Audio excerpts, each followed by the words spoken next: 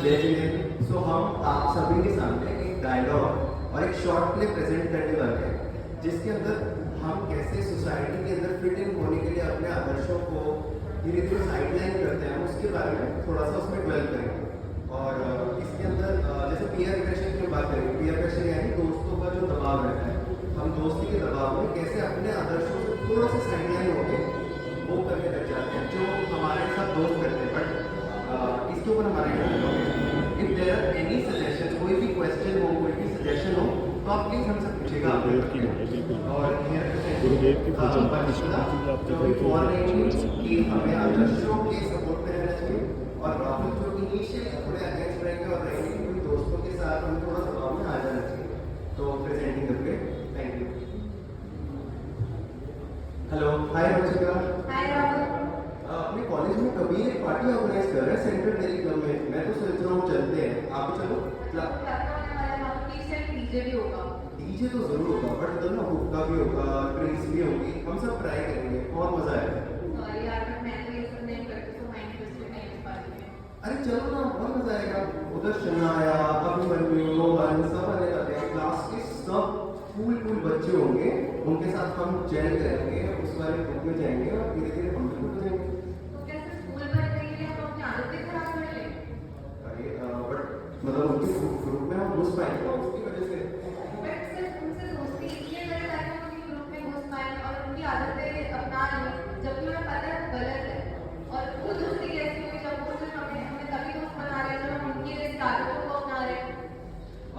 I understand, but ये आदतें खराब कैसे हुई? क्योंकि मैंने सुना है कि आजकल सारे बच्चे ये कर रहे हैं, उनके माँ बाप भी उन्हें प्रेरित करते हैं कि आप बेटा 18 के हो जाओ, 18 के बाद आप पी सकते हो। मतलब मैंने तो देखा है अपने स्कूल के दोस्तों में ये सब कर रहे हैं, तो इसमें गलत क्या होगा? माँ बाप भी उससे इंडोर्स कर रहे हैं।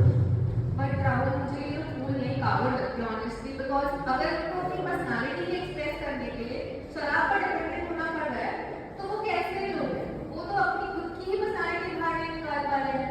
तो मुझे तो ये लोग कूल नहीं लगते हैं। ये बात तो आपकी सही है, बट मतलब मैंने सुना है कि मतलब हम ड्रिंक करने के बाद हम मतलब थोड़ा तो ड्रिंक कर सकते हैं, जैसे थोड़ा कंट्रोल में। जैसे आपने सबने सुना होगा कि अगर हम रेड वाइन को एवरी डे थोड़ा सा क्वांटिटी में पिए तो हेल्दी रहती है बॉडी। ये तो हमने सबने सुना ही है। बट कंट्रोल अगर कर सकते हो तो पियो ही मत ना, क्या जरूरत है पीने की से?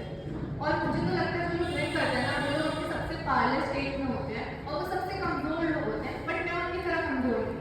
मुझे अपने सेंसेस को अपने कंट्रोल में करना आता है। मुझे पता है कब मुझे क्या बोलना है, क्या करना है। और अगर मान लो मैं थोड़ी आउट ऑफ कंट्रोल हो गई, जो कि अल्कोहल की वजह से होता है, हम अपने माइंड से कंट्रोल खो देते हैं अपना, और हम कुछ भी ऐसा कर सकते हैं जो किसी को हर्ट कर सकता है, और फिर इन फ्यूचर हमको उस चीज़ का हमेशा रिग्रेट रहे और हम डिप्रेशन में भी जा सकते हैं, हमको एंग्जाइटी हो सकती है।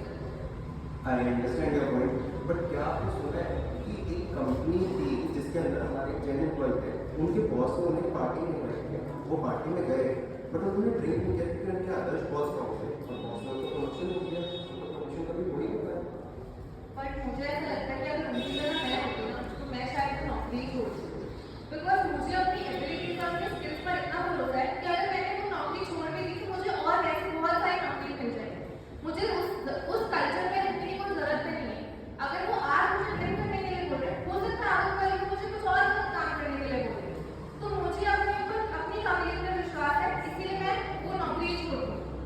तो आप ये कह रहे हो कि हम पीयर प्रेशर में ना आने की जगह हम दूसरे भी रास्ते अपना सकते हैं, और उस ग्रुप की जगह हम उस ग्रुप में जा सकते हैं जिसके अंदर हमें ये सब चीज़ों के लिए अपने आप को फोर्स ना करना। एग्जैक्टली, हमको कोई हमारे सिद्धांत ब्रेक करने के लिए ना बोले, हम अपने सिद्धांत पर अड़ल रहें। बट अगर हम लोगों से भी नहीं मिलेंगे, सोशलाइज नहीं करेंगे, तो आपने सुना होगा कि बिजनेस नेटवर्क करने से मिलता है, और नेटवर्क करने के लिए तो ये सब चीज़ों को सेवन करना पड़ेगा। हम नेटवर्क कैसे करेंगे? तो एज जेन्स हम प्रॉस्पर कैसे करेंगे? क्या आपको पता है इंडिया में सिर्फ जेन्स की पॉपुलेशन कितनी है? आपको पता है? नहीं था। It is 0.4%, and being 0.4% of the India's vast population, हम लोग still 24%, which is 1/4 of the India's whole population tax contributors हैं, which is so good. तो यू आर सेइंग कि 1/4 ऑफ इंडियाज टैक्स हम जेन्स हाँ कंट्रीब्यूट करते जी। हैं, even तो हम अपने आदर्शों के लिए कभी भी किसी सोशलाइज करने के लिए अपने Exactly. अब आदर्शों आप को- कैसे बोलोगे कि हम सोशलाइज नहीं कर रहे हैं, हम आगे नहीं हैं? सोचो इतनी माइनॉरिटी होने के बाद भी 0.4%, which is not even 1%, हम लोग इतना सारा टैक्स पे कर रहे हैं and also we are not demanding any minority benefits because हमें अपनी काबिलियत पर विश्वास है, हमें पता है हम बिना ऐसे कोई स्पेशल बेनिफिट्स के लिए आगे बढ़ सकते हैं। मैंने तो ये भी सुना है कि एजुकेशनली, मतलब हम सब एजुकेशन वाली एज में हैं, तो educationally Jains are the most superior community in India. मतलब हमारे जैन्स में हम 94% ऑफ जैन्स इंडिया की 65% एवरेज के हिसाब से हम एजुकेटेड हैं। Female literacy rate also is 91% compare to 65% of national average. तो यानी हम एजुकेशन में सबसे आगे हुए, जबकि हम अपने आदर्शों पे कायम हैं।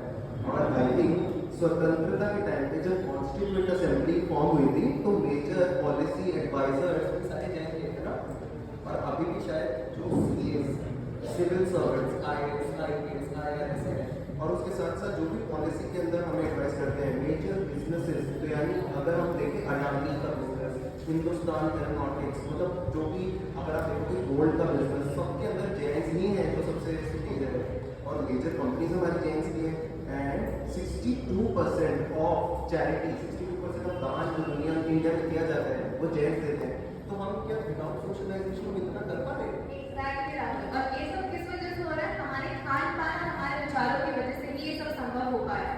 आजकल तो इतने बड़े बड़े सेलिब्रिटीज तक हमारे सिद्धांत फॉलो कर रहे हैं, जैसे अनुष्का शर्मा, श्रद्धा कपूर, आलिया भट्ट, ये सब वीगन डाइट की तरफ जा रहे हैं। इवनिंग से पहले 6 बजे से पहले अपना डिनर खत्म कर लेते हैं, जिसको ये लोग इंटरमिटेंट फास्टिंग कहते हैं, जो कि हम लोग इतने वर्षों से कर रहे हैं, उसको छूटियां कहते हैं। हर चीज साइंटिफिकली अब प्रूव हो ही जा रही है, जो कि हम जैन इतने सालों से फॉलो कर रहे हैं। हम तो दिन में छिपने से पहले भी खाना इसलिए खाते हैं क्योंकि इस टाइम पर आपकी गैस्ट्रोइंटेस्टिनल एक्टिविटी कम हो जाती है, यानी आप डाइजेस्ट ज़्यादा नहीं कर पाते। और शायद आज तो इसे पूरी दुनिया एक्सेप्ट कर रही है, हेल्थ एक्सपर्ट्स भी कहते हैं, और इसको आजकल इंटरमिटेंट फास्टिंग हम लोग वो डिस्क्राइब करते थे। बट शुरू से हमारे मतलब हमने इसको कैसे एंडोर्स किया कि ये हमारे आदर्शों में, मगर ये कितना साइंटिफिक है ना। और एग्जैक्टली, और ऐसे ही पानी के बारे में भी हमारे पहले वालों ने पहले ही बता दिया था कि पानी के अंदर, हवा के अंदर जीव होते हैं। हम ऊपर पट्टी से लगा देते हैं कि हवा के जीव ना मरे, हम पानी इसलिए वेस्ट नहीं करते हैं ताकि पानी के जीव ना मरे। और जबकि ये सब डिस्कवरी बाद में हुई है कि पानी के अंदर बैक्टीरिया होता है, एयर के अंदर भी बैक्टीरिया होता है। अच्छा, आप लोगों ने सबने जॉन इब्राहिम का नाम सुना है? जॉन इब्राहिम बॉडी बिल्डर है और कितना फिजिकली स्ट्रॉन्ग है। यू नो वो वीगन है, मतलब वो वेजिटेरियन भी है, उसके साथ साथ डेयरी प्रोडक्ट्स भी कंज्यूम नहीं करता। तो अगर ऐसी डाइट होने के बाद हम इतनी अच्छी बॉडी को बना सकते हैं, तो क्या हमें नॉनवेज की जरूरत है? जैसे लोग जिम जाने से पहले एंडोर्स करते हैं कि हमें प्रोटीन खाना चाहिए, नॉनवेज खाना चाहिए, बट अगर जॉन इब्राहिम जैसी बॉडी किसी ने विदाउट नॉनवेज के, विदाउट डेयरी प्रोडक्ट्स के बना दी, तो क्या कुछ जरूरत भी है उसकी? और आई थिंक इससे हम हार्मलेस बॉडी बिल्डिंग करें, हम किसी जीव की हत्या नहीं कर रहे, हम बिल्कुल साफ खाना खाते हैं, हम अच्छी बॉडी बना सकते हैं। शायद जैनिज्म अपने प्रिंसिपल्स की वजह से, अपने आदर्शों की वजह से ही कायम है। तो हम क्यों इस दोस्तों के दबाव में पड़ रहे हैं? I am following into this peer pressure. क्या रीजन है इसका? अब बताओ राहुल, भूल है कि नहीं? भूल तो हम बहुत है। अगर हम छोड़ कर अपनी आदतों पे चले, क्योंकि सब हम देख रहे हैं कि आजकल सब उन्हीं आदतों पे आ रहे हैं जो हम जैन हमेशा से एंडोर्स कर रहे हैं। हम तो अपने आदर्शों को छोड़े किसी और के लिए, तो हम सबसे दूर रहें। और शायद इसलिए हमें ये पीयर प्रेशर फॉलो करना पड़ता है, क्योंकि जब हम छोटे होते हैं उस एज में शायद सब एजुकेटेड नहीं होते, सब अवेयर नहीं होते, और बच्चे अपने माँ बाप के, अपनी कम्युनिटी के उसके अंदर आके ऐसी चीज़ एंडोर्स करते हैं कि यार अगर आप ड्रिंक नहीं करोगे तो आप फूल नहीं करोगे, आप फिटिंग नहीं करोगे। बट अगर हम देखें इस एज में बहुत लोग इस कल्चर की तरफ आ रहे हैं। मैंने देखा है कि जो जैन नहीं भी है, जो हिंदू है, जो मुस्लिम है, जो सिख है, वो नॉनवेज छोड़ते हैं, वो ड्रिंकिंग छोड़ते हैं, वो इस तरफ आ रहे हैं। यानी उनको भी पता है कि ये सही रास्ता है, तो हम क्यों अपना रास्ता छोड़ रहे हैं ये फिट इन करने के लिए? ये तो मतलब सिर्फ रिलीजियस थिंग, हेल्दी वगैरह वाले कॉन्सेप्ट से भी हम सही जा रहे हैं, हम क्यों छोड़ेंगे इस बात? बट वंशिका आपने क्या ये बताओ? अरे भी चलते हैं उस पार्टी में, मैं हूँ ना, बस हम वहाँ पर ड्रिंक नहीं करेंगे, स्मोक नहीं करेंगे, बट हम डांस करेंगे, मस्ती करेंगे, गाना गाएंगे।